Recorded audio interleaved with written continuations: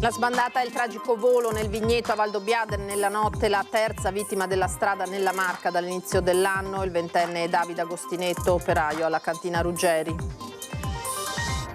La tragedia si è consumata a poche centinaia di metri da casa. David stava tornando da una serata con gli amici in pizzeria, lo strazio dei familiari, la comunità sotto shock, il ricordo, un bravissimo ragazzo.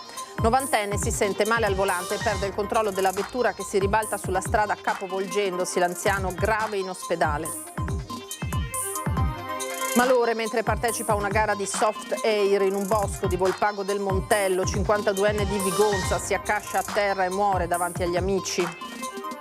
8 arresti per l'assalto al treno dei tifosi del Venezia da parte di una cinquantina di ultras di Udinese e Salisburgo. Ieri sera 10 feriti, 2 gravi le immagini dell'agguato sui binari. Regionali, mentre Alberto Stefani annuncia oltre 55.000 firme ai gazebi della Lega, resta la variabile Vannacci, presenza che rischia di essere ingombrante per Mario Conte, necessario evitare condizioni dall'esterno.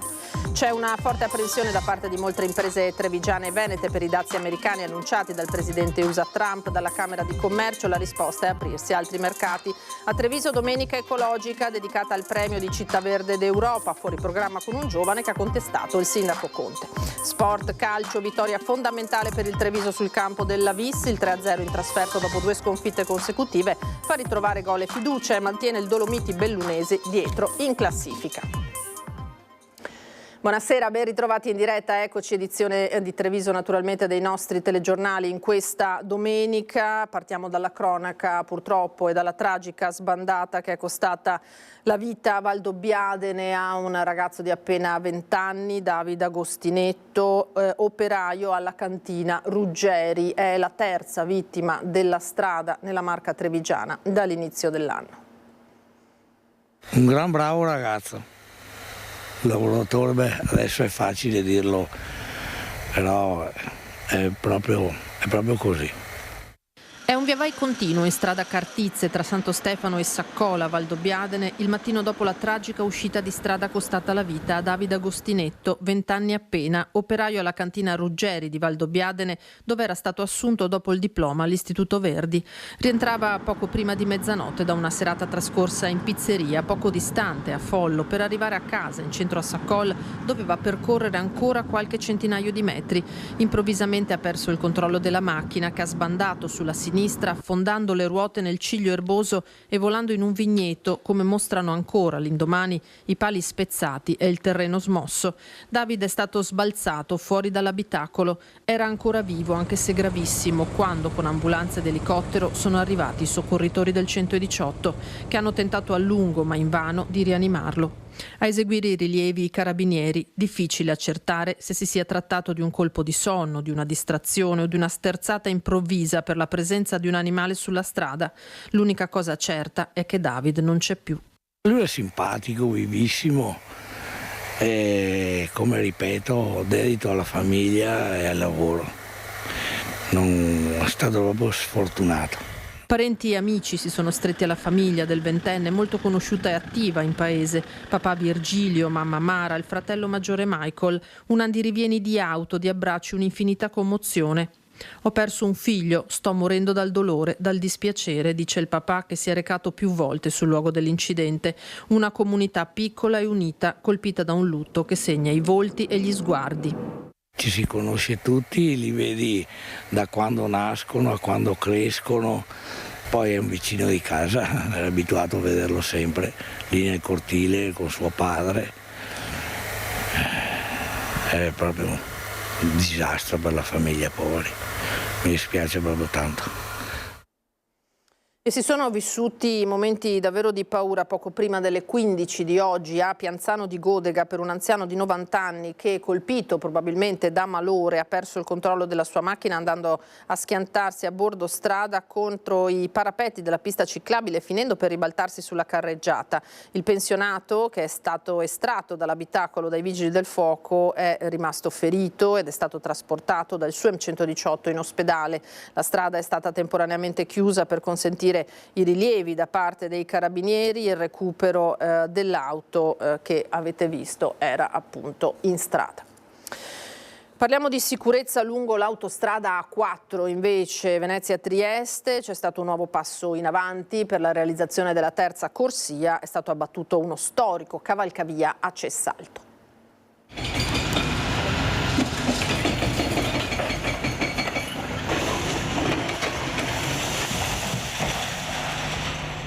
Prima l'abbattimento della campata centrale in 45 minuti, poi nello stesso lasso di tempo anche le spale del manufatto sono cadute sotto i colpi degli escavatori. In poco meno di un'ora e mezza il cavalcavia di via Vittoria, nato negli anni 60 per unire i due comuni di Cessalto e Ceggia, è stato demolito. Forse quello più iconico dei 5 di Cessalto, perché a ridosso del centro e fra le abitazioni si è svolto tutto in maniera regolare. Un altro passo avanti verso la realizzazione della terza corsia dell'A4 Venezia-Trieste, opera del commissario per l'emergenza finanziata interamente da Autostrade Alto Adriatico nel tratto tra San Donà e Portogruaro. Tutto secondo il cronoprogramma. Dopo la chiusura dell'autostrada alle 20, spostate le barriere di sicurezza e steso il telo ricoperto di un letto di sabbia per attutire la caduta dei detriti dall'alto e salvaguardare quindi la pavimentazione sottostante. Tutte operazioni propedeutiche necessarie per l'entrata in azione degli escavatori che, dotati di cesoie e martelli, hanno operato nell'area a partire dalle 21:30. Con l'intervento di nebulizzatori si è anche impedito lo spargimento delle polveri nell'aria, determinate dalla demolizione. Alle 23 il manufatto era stato demolito. Particolare perché sotto c'era la strada, c'era l'autostrada, l'autostrada A4, quindi importanti tutte le varie operazioni anche per evitare sia disagio alle persone e al manto autostradale. Nelle ore seguenti gli escavatori hanno operato per l'allontanamento e lo sgombero delle macerie, attività necessaria per la riapertura dell'autostrada con la ripresa immediata della circolazione poche ore dopo. Il manufatto è il terzo a essere oggetto di demolizione dopo quelli di Pradipozzo Lison nel comune di Portogruaro e di via Gonelle nel comune di Cessalto. Per gli altri tre manufatti, via Callunga a Cessalto, via Grassaga a San Donà di Piave e via Paludia da None Veneto, tutti in affiancamento a quelli esistenti, si stanno già svolgendo le attività propedeutiche alla loro costruzione. Il nuovo cavalcavia di via Vittoria, allargato per ospitare le tre corsie, ma già predisposto anche per una futura quarta corsia, verrà costruito in poco meno di un anno. Ancora cronaca con la tragedia che si è consumata poco dopo le 11 di questa mattina in un bosco di Volpago del Montello, dove il 52enne Damiano Angi di Dolo, residente a Vigonza, ha perso la vita durante una gara di soft air. L'imprenditore ha perso conoscenza cadendo a terra durante una delle tante gare di questa disciplina organizzate in zona. Lo sport prevede una sfida tra 2 o più squadre basata sulla simulazione di azioni militari usando armi ad aria compressa, da cui la disciplina prende appunto il nome. Un arresto cardiaco, la causa più probabile del decesso, immediata la chiamata ai soccorsi da parte dei compagni presenti vicino a lui. Ogni tentativo purtroppo di rianimazione si è rivelato vano. Andiamo ora agli 8 arresti per l'assalto al treno dei tifosi del Venezia da parte di una cinquantina di ultras di Udinese e Salisburgo ieri sera. 10 feriti, tra i quali 2 agenti della Digos. L'agguato alla stazione di Basigliano sarebbe una vendetta per un altro scontro a parti invertite avvenuto il 30 ottobre scorso a Venezia. Un gruppo di una cinquantina di ultra dell'Udinese, spalleggiati da numerosi supporter del Salisburgo, hanno assaltato il treno diretto a Venezia che riportava a casa i circa 1200 tifosi lagunari. È accaduto alla stazione di Basigliano sabato 1 febbraio, poco prima delle 18:10, dopo la fine della partita disputata al Blue Energy Stadium. 2 persone sono rimaste ferite, portate successivamente in ospedale. I tifosi del Venezia erano stati scortati dalle forze dell'ordine dallo stadio alla stazione di Udine. I tafferugli sono durati pochi minuti perché è arrivato l'elicottero della polizia assieme a numerosi equipaggi. Per fermare il treno in corsa, gli ultras di Udinese e Salisburgo, giunti appositamente per dare manforte ai friulani con cui sono gemellati, hanno rischiato di essere travolti dal convoglio. Il macchinista li ha evitati solo grazie a una frenata disperata. Appena il treno si è fermato nei pressi della stazione di Basigliano, pochi minuti dopo la partenza da Udine, una cinquantina di ultra incappucciati, armati di bastoni e manganelli, hanno assaltato le carrozze occupate dai tifosi lagunari. Gli scontri scontri sono stati durissimi ma durati pochi minuti. I primi accertamenti consentivano di procedere all'arresto in flagranza di reato di 8 persone, di cui 5 austriaci, un bosniaco residente in Austria, un albanese e un italiano residenti a Udine, e la denuncia a piede libero di un italiano. Le ipotesi di reato per i soggetti sono state quelle di blocco ferroviario, rissa aggravata, resistenza pubblica ufficiale, utilizzo di artifici pirotecnici e bastoni in occasione di manifestazioni sportive. Agli stessi verrà applicata il DASPO. A fine di ripristinare la circolazione ferroviaria, Trenitalia ha fatto giungere a Basigliano un treno a bordo del quale sono stati trasferiti passeggeri estranei all'incontro, mentre i tifosi lagunari sono stati spostati nelle carrozze integre del treno coinvolto negli scontri. La circolazione ferroviaria è stata ripristinata poco prima delle 19:30, mentre il treno interessato è partito poco dopo le 20. Gli arrestati sono stati messi a disposizione dell'autorità giudiziaria per la convalida dell'arresto da parte del GIP e del Tribunale di Udine e per essere sottoposti a giudizio direttissimo. Proseguono nel frattempo le attività di indagine per verificare la sussistenza di altre ipotesi di reato o anche solo di violazioni amministrative anche a carico di numerosi altri contendenti in corso di identificazione.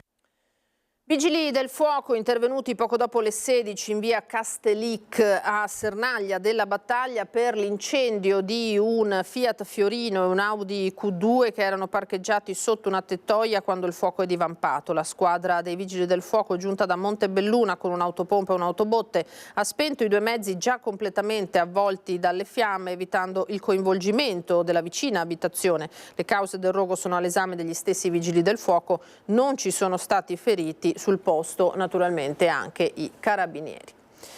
Andiamo alla politica adesso, parliamo di elezioni regionali, c'è un gran dibattito, lo sapete, in corso, mentre il segretario regionale della Lega Stefani annuncia oltre 55.000 firme superate ai gazebi. Resta da capire come verrà inquadrato nel partito e nel centrodestra il movimento del generale Vannacci, che ieri ha fatto capire di essere della partita. Una presenza che rischia di essere ingombrante. Per Mario Conte è necessario evitare condizionamenti dall'esterno. Capiremo un po' qual è la figura e come viene inquadrato Vannacci all'interno del nostro partito e all'interno della coalizione, poi se potrà portare un contributo importante a favore della Lega, io non ci vedo nulla di male, purché non cominciamo con la storia delle condizioni e delle indicazioni che devono arrivare esclusivamente dall'interno del partito e non da forze esterne.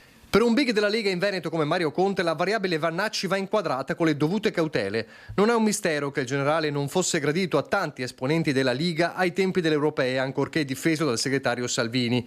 I malumori all'epoca furono tra gli ingredienti delle spaccature che oggi faticosamente il partito sembra aver ricomposto in nome della corsa verso Palazzo Balbi. E allora Vannacci sì, forse, ma alle condizioni della Lega e senza penalizzare chi il partito l'ha vissuto anima e corpo per anni. Si era sempre dichiarato indipendente. Ecco, in questo momento noi stiamo raccogliendo la voce dei dipendenti, dei militanti e dei sostenitori della Lega, che sono coloro che hanno costruito nel tempo la storia di questo partito. Una Lega che non ammette interferenze nei giorni in cui la raccolta firme per chiedere ai veneti se vogliono un candidato governatore leghista a Palazzo Balbi è diventata, per bocca del segretario regionale Alberto Stefani, una mobilitazione permanente. Abbiamo raggiunto 55.704 firme in 8 giorni, fa sapere Stefani, numeri che non si vedevano dal 2019. È il segnale che ci aspettavamo, la Lega è la casa naturale dei veneti. Sta diventando un momento di grande aggregazione del nostro partito che in un momento magari un po' più complicato rispetto ad altri periodi della nostra storia è diventato anche una leva per ricompattare le varie anime e soprattutto ridare entusiasmo a un movimento che vuole continuare ad essere il vero sindacato del territorio. Ma la composizione del centrodestra, Vannacci o meno, è ben lungi dall'essere conclusa, perché oltre ai meloniani di De Carlo resta una Forza Italia che fa del no al terzo mandato una condizio sine qua non. Le leggi vanno rispettate, oggi si dicono 2 mandati come per i sindaci sopra i 15.000 abitanti, per cui la questione riguarda anche me, ma ho sempre detto che alla fine bisogna rispettare le leggi, bisogna rispettare gli equilibri, bisogna anche pensare che dopo di noi possa venire qualcuno che fa bene le cose. Il coordinatore provinciale degli Azzurri e sindaco di Conegliano sottolinea come la battaglia sul nome offuschi la vera urgenza, quella di un programma per le elezioni regionali, programma che anche Forza Italia sta stilando. Ci sono temi su cui fare ragionamenti fondamentali, uno di questi è la sanità, la viabilità. Come Forza Italia e come territorio stiamo mettendo giù delle linee programmatiche importanti e penso che il centrodestra le interpreterà al meglio. Il nodo sanità è da tempo uno dei temi dell'attacco del coordinatore regionale Flavio Tosi e la cartina di tornasole di un rapporto con la Lega che definire difficile è un eufemismo. Basti pensare allo strappo sul caso IRAP e il bilancio regionale, con un partito che si è sentito sempre ai margini della maggioranza a Palazzo Ferrofini. Intanto Chies guarda all'autunno e se nel 2022 disse no a una candidatura in Parlamento, sembra invece pronto stavolta per essere in campo alle regionali. E si allarga invece il fronte dei sindaci che chiedono di poter fare multe ed erogare sanzioni per mancanza di personale. Per il presidente di ANCI Veneto, lo stesso Mario Conte, un grido d'allarme di cui tenere conto. Se i sindaci arrivano anche alla provocazione di dire ci mettiamo noi in prima persona a mettere le multe, capite che non è la soluzione, è una provocazione che comunque capisco e posso anche condividere, ma è soprattutto un grido d'allarme nei confronti del governo. Sindaci che possono multare ed elevare sanzioni per mancanza di vigili. Anche se l'approdo in Parlamento è previsto a breve, per promessa del deputato leghista Gianangelo Boff, l'emendamento proposto dal sindaco di Chiarano, che accanto a un sempre maggior numero di colleghi della Marca chiede più poteri in materia di polizia locale, è una provocazione più che una possibilità concreta per il presidente di ANCI Veneto, che però serve a ribadire un allarme serio già lanciato al governo del suo stesso colore politico. Che dia la possibilità agli enti locali, in particolare quelli virtuosi, ricordo che io rappresento 560 sindaci in Veneto che hanno i conti in ordine, non esiste un comune in predissesto, in dissesto finanziario in Veneto e quindi chiediamo semplicemente di avere gli strumenti minimi per poter operare e servire la nostra comunità. Una carenza di organici che spesso si riflette sul tema sicurezza, se da più parti si chiedono presidi di controllo impossibili da organizzare dappertutto. E allora ecco le passeggiate antispaccio e anti-baby gang di San Liberale a Treviso, ma, spiega Conte, non sono ronde. Hanno fatto semplicemente un sopralluogo con dei cittadini che li avevano contattati, però nulla a che vedere con le ronde, metodo che io non ritengo adeguato, anche perché si mette a rischio anche la sicurezza delle ronde stesse. Credo che quando si parla di sicurezza bisogna rivolgersi ai professionisti della sicurezza. L'autodifesa dei cittadini non è mai la soluzione. Apprezzo però l'impegno del consigliere Ciamini che raccoglie le istanze dei cittadini e in prima persona è andato a controllare, ma mi ha smentito categoricamente di aver messo in piedi delle ronde. Rimaniamo a Treviso e parliamo di senza tetto. Don Giovanni Kirchner, parroco di Santa Maria del Sile, lancia l'appello sui social per un aiuto all'assistenza notturna a chi è ospitato in chiesa. La comunità risponde, segno che esiste una comunità pronta ad accogliere l'altro, ci dice. Ci sono state alcune persone che ci hanno chiamato, che sono venute in più, diciamo, rispetto a quelli che c'erano già prima, perché noi cerchiamo che ogni notte ci sia uno di noi che dorme insieme con gli ospiti. Un appello lanciato tramite i social e che ha trovato risposta. Continua l'impegno della comunità della parrocchia di Santa Maria del Sile a Treviso nel dare ospitalità ai senza tetto. Non gli diamo solo un materasso per terra, ma anche un po' li salutiamo, li accogliamo, gli chiediamo com'è la giornata. Ecco. E poi c'è il turno delle persone che vengono la mattina invece a portare la colazione, anche lì sono arrivate altre persone nuove. Credo che sia una opportunità buona per tante persone di conoscere la situazione di queste persone e di incontrarle e di capirle che poi alla fine non sono neanche poi così diversi da noi. 6 le persone attualmente ospitate in chiesa, alcune fuori, ma la richiesta di asilo in parrocchia è molta. Ogni settimana c'è qualcuno che viene a chiedere un posto, è solo che non riusciamo a gestire più di quel numero lì in questo momento e in questo luogo. Aiuto, ospitalità, un pasto caldo, un luogo dove non sentirsi soli anche se per poco tempo. È quello che Don Giovanni Kirchner offre alle persone e il motivo per cui è diventato noto nel panorama trevigiano e non solo. Gesti che fanno politica più delle parole, ma di cui Don Giovanni non vuole prendersi i meriti. Volto e figura di riferimento nel capoluogo di un'ospitalità che abbraccia l'altro attraverso la relazione e la vicinanza emotiva alle persone bisognose. Io ho cercato assolutamente di non espormi. Io questo capisco che è un po' difficile a livello comunicativo, perché voi andate molto meglio giustamente a mostrare le persone singole che hanno una faccia, che hanno una storia, che possono diventare dei personaggi, però in questo caso la storia non è di un personaggio che dovrei essere io, ma è di una comunità, e io capisco che è molto più difficile dare l'immagine televisiva di una comunità, perché dentro questa telecamera qua una comunità fa fatica a entrarci, però c'è, ed è quello il protagonista vero. L'economia adesso, perché c'è una forte apprensione da parte di molte imprese trevigiane e venete per i dazi americani annunciati dal presidente americano Trump. Dalla Camera di Commercio di Treviso e Belluno la risposta è aprirsi ad altri mercati. È finita, vediamo come sono cambiate le cose negli Stati Uniti, vediamo che ci sono paesi che possono dare più soddisfazione degli Stati Uniti. Aprirsi ad altri mercati è la risposta migliore ai dazi del presidente Trump. Questa è la linea della Camera di Commercio di Treviso e Belluno che con Venice Promex punta a sostenere le imprese trevigiane e venete verso nuove aree di tutto il mondo. Soprattutto anche dopo il tracollo dell'economia tedesca con un brusco calo dall'1,1% allo 0,3% dello scorso anno. Ma sono tutti i mercati europei in grande crisi. Il mercato europeo è un mercato asfittico, siamo completamente immersi da una burocrazia immensa, non ci sono possibilità di crescita in questo momento, andiamo a ricercarle dove ci sono. Le nostre camere italiane all'estero questo lo possono dare perché sono imprenditori che vivono in questi paesi, conoscono le dinamiche, conoscono le difficoltà, conoscono anche i pregi. Quindi la grande abilità dell'imprenditore è quella di continuamente aggiornare la rotta della propria impresa. Temi trattati nella giornata dedicata alle imprese trevigiane e venete quando i responsabili delle camere di commercio italiane in Vietnam, Emirati Arabi, Bulgaria, Colombia e Mozambico hanno raccontato le opportunità in settori come edilizia, legno arredo, moda, forniture ospedaliere. Territori dove il successo arriva un po' per caso e un po' per il saper fare tutto italiano, come nel caso del presidente della Camera di Commercio del Mozambico. Avevamo un problema durante il Covid di 2 autisti e 2 cuochi, non sapevamo se licenziarli, li abbiamo messi a fare la passata di pomodoro con tecnologia italiana. La cosa è piaciuta addirittura alla Total, il quale ci sta finanziando un progetto di costruzione di una fabbrica di pomodoro su al nord. Però uno dice, sì, mi scoppia successo, ma magari mi scoppia anche una rivoluzione.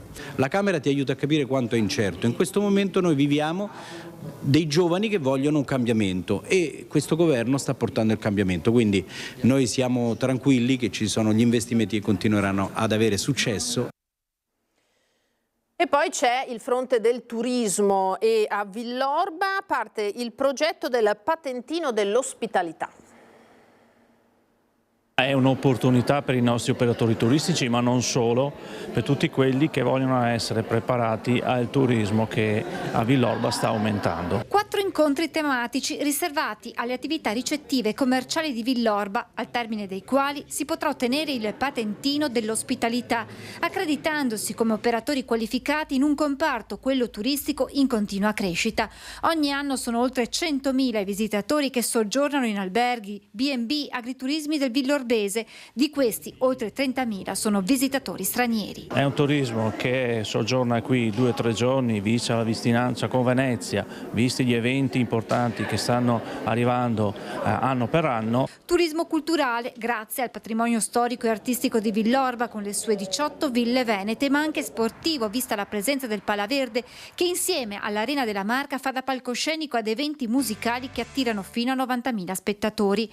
Il primo corso al via il prossimo 17 febbraio per un progetto che punta a promuovere e valorizzare il ricco patrimonio culturale, enogastronomico e paesaggistico del territorio, coinvolgendo attivamente gli operatori turistici locali. È un percorso che porta gli operatori a diventare imprenditori del turismo, è necessario, il mercato lo chiede, i nostri ospiti lo chiedono, e a portare gli imprenditori del turismo a essere veri professionisti del turismo.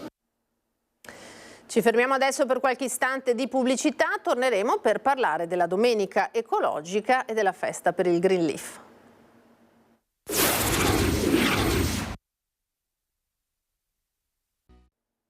Ben ritrovati, torniamo in diretta, parliamo della Domenica Ecologica oggi a Treviso con lo stop alle auto in centro, in piazza Rinaldi, l'evento che apre il Green Leaf 2025 con il sindaco Conte che è stato anche contestato da un cittadino.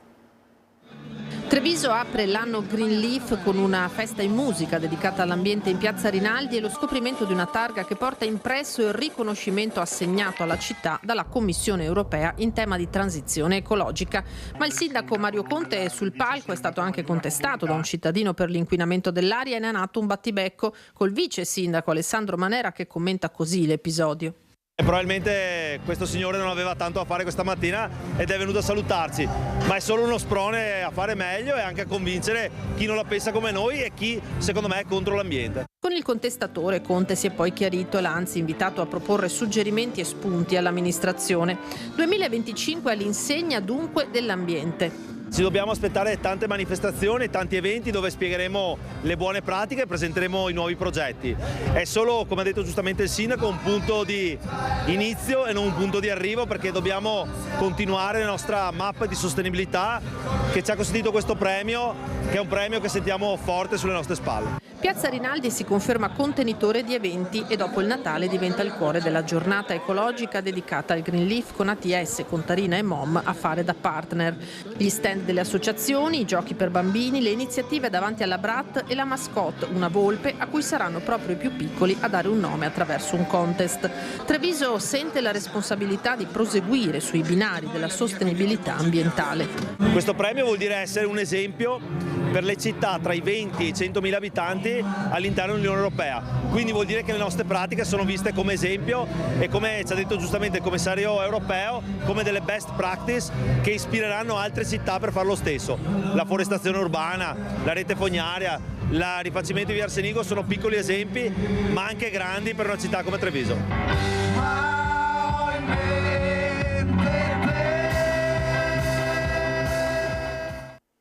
In provincia di Belluno invece, prima e dopo Vaia, è uno dei temi più scottanti. Stiamo parlando nello specifico della difesa del suolo. Difesa del suolo e dissesto idrogeologico, temi delicati in provincia di Belluno, dove le frane, a volte con rischi anche seri per gli abitati, sono praticamente all'ordine del giorno. La provincia, che nel 2024 è stata interpellata più di 50 volte, ha voluto fare il bilancio su quanto fatto, delineando anche il futuro. Non è semplice, siamo sempre in meno, risorse sono quelle che sono, però siamo riusciti a spenderle, dico bene, e siamo riusciti comunque a programmare anche gli interventi per il prossimo anno. L'annualità 2024 parla di oltre 6 milioni spesi in opere pubbliche e circa 1.200.000 spesi per interventi assolutamente urgenti, denaro frutto dei canoni idrici e in parte arrivati da fondi del Ministero della Protezione Civile. Poi c'è da programmare il 2025, ma le idee sono ben chiare. Dobbiamo fare delle opere che sono in programmazione più tutte le opere che sono in piedi e che sono state già programmate gli anni scorsi e che sono in partenza per quest'anno, che valgono circa 6-7 milioni di euro. Tanti gli interventi effettuati, ma tanto resta ancora da fare. Intervento importante, parliamo di Cancia a Borca di Cadore, che stiamo ultimando l'intervento che vale 1,4 milioni. Dobbiamo partire con il secondo stralcio di Villaga a Feltre, dobbiamo fare una programmazione per il 2025 che è un intervento a Alleghi di 600.000 euro, quindi a Caprile.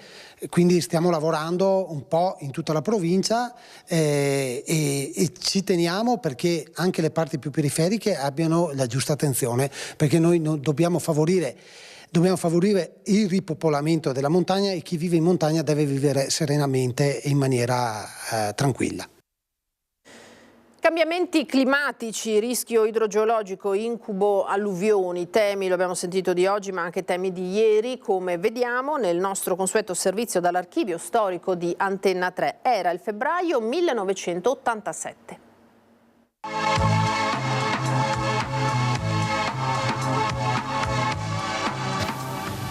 Queste immagini sono dedicate al Piave, fiume caro alla gente veneta, pieno di fascino e di storia. Un fiume che però ogni tanto fa i capricci, mettendo in ginocchio, con frequenti straripamenti, numerosi comuni rivieraschi. Delle alluvioni e della relativa difesa del Veneto orientale da questo tipo di calamità naturale se ne è discusso stamane a San Donà nel corso di un convegno che è stato organizzato volutamente ad un anno di distanza dagli eccezionali eventi atmosferici che colpirono a fine gennaio 86 molte zone della nostra regione. Un dato è emerso sopra ogni altra cosa dall'incontro veneziano. A distanza di oltre 20 anni, dopo tanti studi, indagini, progettazioni e convegni, nessun provvedimento è stato ancora adottato e rimane angosciante il problema della sicurezza idraulica che assilla le popolazioni della bassa pianura del Veneto orientale. Un anno fa anche Casale sul Sile ha vissuto drammaticamente l'inondazione. Da allora cosa è cambiato? Eloquente la risposta del sindaco Remo Villa. Se dobbiamo parlare di quello che è cambiato, devo dire con molta amarezza che non è cambiato niente, stando alla realtà che stiamo vivendo oggi.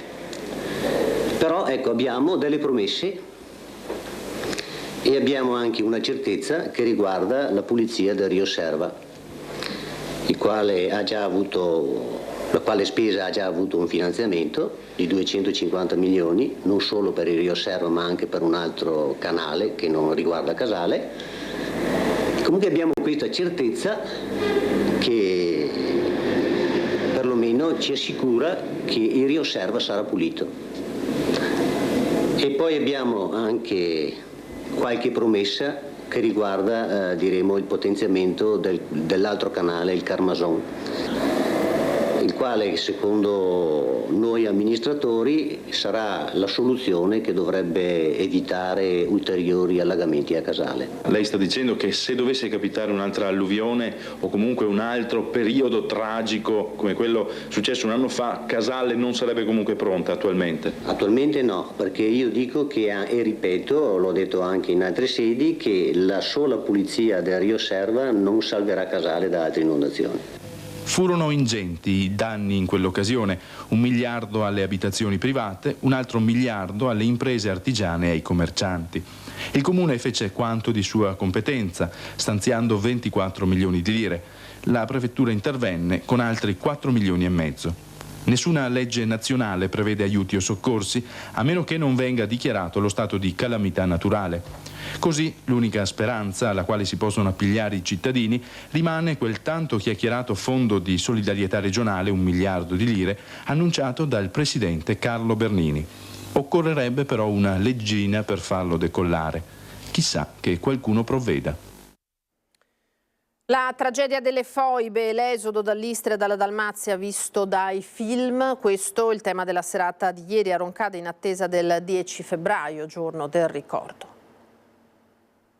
Questo va raccontato proprio perché si possa godere di più, diciamo, di questo che oggi è un'unione, che è l'Unione Europea. E questa è la motivazione che spinge chi, come Italia Giacca, ha vissuto la tragedia dell'esodo dall'Istria e dalla Dalmazia a non dimenticare, anzi a raccontare alle giovani generazioni su che radici si fonda il loro presente. Una vicenda nascosta per troppi anni, quella della fuga dalle violenze dell'ex Jugoslavia e soprattutto dalle foibe, perché ora si dissolva nella pace dell'Unione Europea.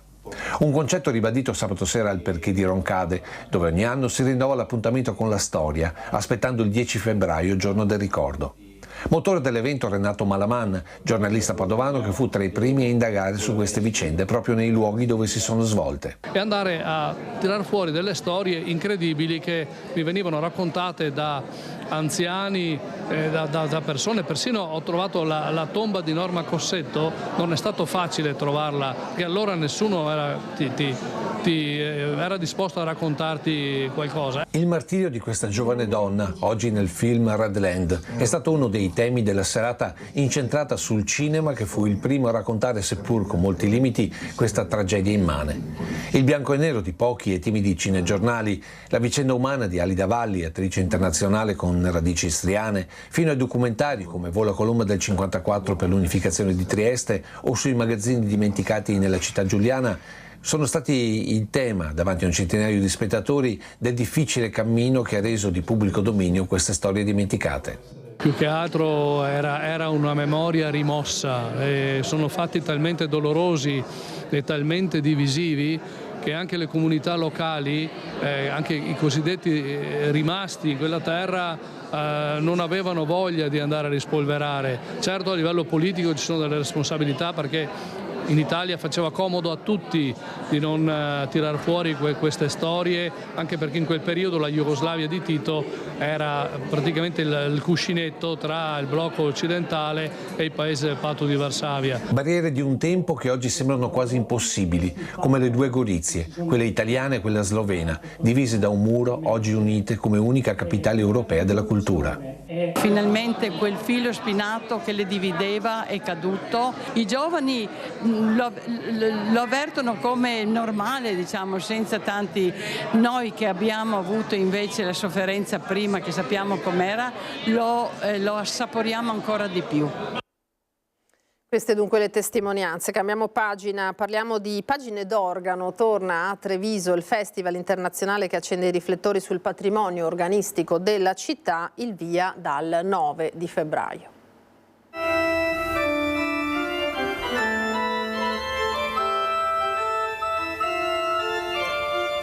Pagine d'Organo 2025 torna a Treviso il Festival internazionale firmato Antiqua Vox dal 9 febbraio al 23 marzo. Il festival che vuole valorizzare, far conoscere a tutti il patrimonio organario di Treviso. Novità del 2025, tutte le serate verranno trasmesse in diretta streaming sul canale YouTube di Fondazione Antiqua Vox. 6 concerti, un incontro immersivo nella musica e nei prestigiosi strumenti. In ogni concerto dedichiamo un'attenzione particolare al pubblico, ci mettiamo così nei panni del pubblico e prima di ogni concerto c'è una presentazione del direttore artistico che dà alcune chiavi di lettura proprio per apprezzare di più la musica che verrà suonata.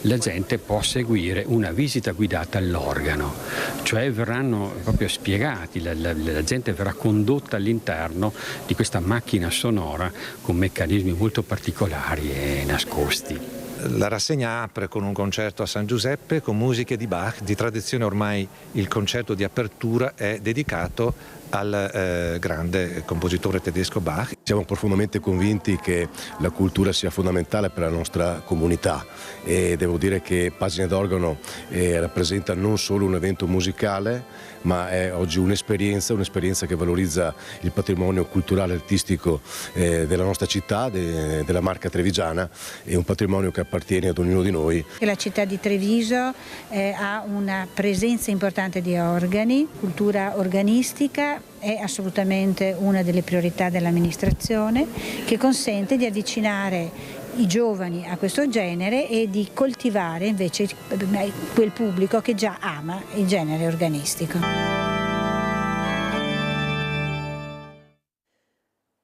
Lo sport, prima di chiudere, perché il Treviso Calcio è tornato alla vittoria dopo 2 sconfitte consecutive, un risultato scacciacrisi, possiamo dire così, per il 3-0 contro il Lavis. Ha ritrovato la vittoria, come detto, e anche il gol, con Gioè al 45esimo del primo tempo e poi Sbampato al 16esimo della ripresa e Valenti su rigore che ha sancito il 3-0. Il Treviso che rimane in vetta alla classifica a 56 punti, distanziato sempre di una lunghezza di un punto dal Dolomiti a 55, Dolomiti che ha vinto per 4-3.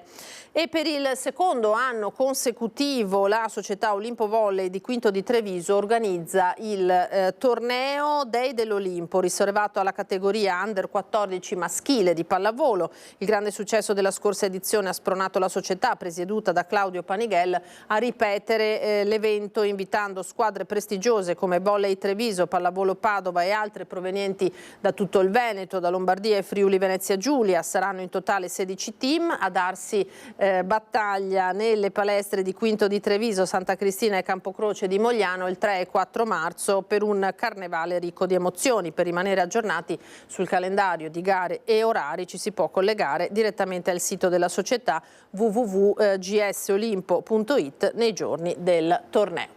Era l'ultima notizia per questa edizione, io vi ringrazio come sempre per averci seguito, tra poco le previsioni del tempo, vi auguro una buona serata, arrivederci.